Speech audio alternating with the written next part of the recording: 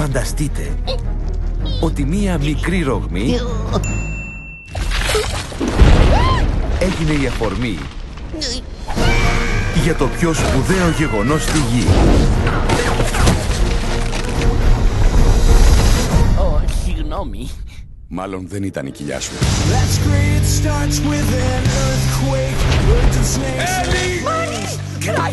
Όταν ο κόσμος καταραίει, Όσο κι αν πάρει να σας βρω, θα σας βρω! οι μεγαλύτεροι ήρωες της ιστορίας θα ζήσουν την πιο σπουδαία περιπέτεια. Η μαμά μου έλεγε πως ακόμη και όταν όλα δείχνουν άσχημα, πάντα παραμονεύει να βγει το ουράνιο τόξο. Το είπε πρωτού σε εγκατάλειψη. Ναι, πρωτού. Καλέ, είδατε που παραμόνευε να βγει το ουράνιο τόξο? Αλήθεια. Αυτή τη φορά Θα μας σώσουν, θα μας σώσουν. Θα πάμε σπίτι μας! Θέσεις μάχης!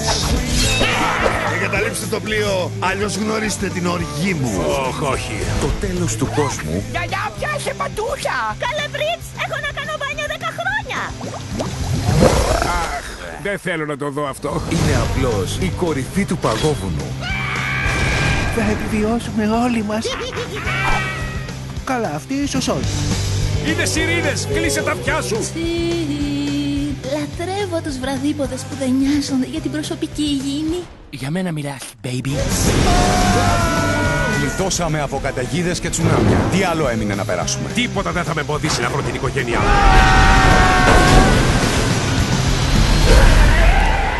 Μανούλα!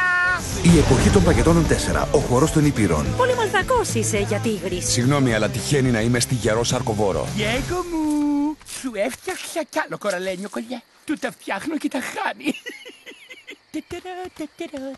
Σύντομα στις αίθουσες και σε 3D.